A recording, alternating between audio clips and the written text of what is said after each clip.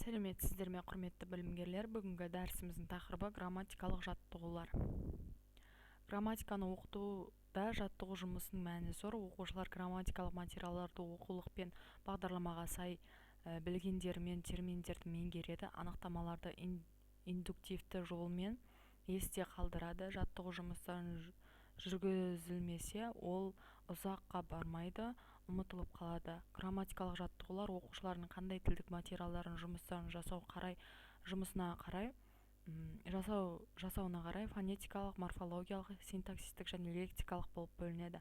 Фонетикалық жаттығулар міндетті балалардың айтылған буындар мен дыбыстарын жақсы айыра алуын және олардың балалар дұрыс анық айта білуін қамтамасыз етеді. Морфологиялық жаттығулар мақсаты ана тілінің морфологиялық құрылысын оқушыларға саналы түрде меңгерту. Мазмұны жағынан морфологиялық жаттығулар екі түрге бөлінеді: сөз тұлғасын оқу барысындағы жаттығулар, екінші сөз тараптында оқу барысындағы жаттығулар.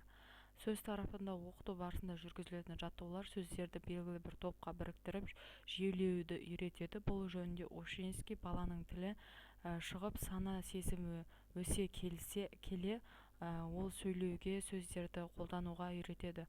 Оның ақыл-ойында түрлі грамматикалық формалар, сөздер күнделікті тәжірибе үлгі арқасында өздігінен ақ грамматикалық топтарға бөлініп қалыптаса бастайды. Грамматиканың міндеті сол тәжірибе нәтижесінде қорытып тілдегі құбылыс заңдарын жүйесімен беруге болатын белгіленеді. Сөз табы бойынша жүргізілетін жаттығулар мәтіннен керекті сөздерді тапқызу, керекті сөздерді қосып, сөздіктерін, сөйлемдерін немесе әңгіме құрастыру, сөздің мағынасын түсініп, сөйлемде қызметін байқату, сөздердің лексикалық жағынан болсын, грамматикалық жағынан болсын қалай өзгеретінін, не арқылы өзгеретінін аңғарту, мағына және тұлға жағынан қандай ұқсастық, айырмашылық барын салыстыру арқылы анықтау, ұқсас сөздерді топтау, байқаған құбылыстар жөнінде жеке-жеке қорытынды шығару сияқты жұмыстарды қамтиды.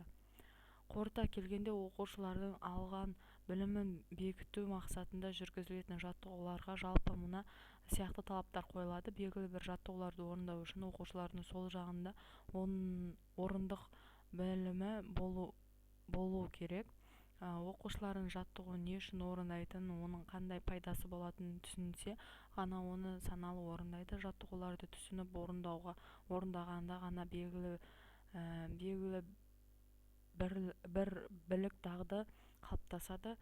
Жаттығу оқушының қызығуын, ынтасын, ықпалын арттыруы тиіс. Ол үшін жаттығу түрлерін берілуі шарт. Өйткені бір сарынды жаттығулар оқушылардың зейінін қабылдауын, белсенділігін нашарлатады. Жаттығулар кездейсоқ болмай, белгілі бір жүйемен орындап отыруы шарт. Жаттығу жұмыстарын тек таяуда ғана өтілген материалдарға негізделмей, бұрын өтілген кейбір материалдарды қамтуы мүмкін. Бір жаттығу ұзақ уақытқа созылмауы тиіс. Әсіресе балалардың жасы неғұрлым кіші болған сайын жаттығуда қысқа уақытта мөлшерленеді де үнемі жиі қайталауға негізделеді. Творчестволық жаттығулар көбірек болу қажет. Әр жаттығу оқушы еңбегінің нәтижесін көрсетіп отыруы тиіс. Жаттығулар оқушы ойынына әсер ету жағынан аналитикалық, синтетикалық болған жөн, яғни грамматикалық талдау, сөздер, сөз тіркестер, сөйлемдер мен мәтіндер құрастыру, салыстыру арқылы ұқсастық пен ерекшеліктерін табу, топта өз пікірлерін дәлелдей алып, белгіленген жалпы қорытынды шығара білу, тағы да басқа. Жаттығу жұмыстары барысында оқушылардың оқудан алған білімдерін бекітіп, өз беттерімен жұмыс жасау дағдыларын қалыптасады.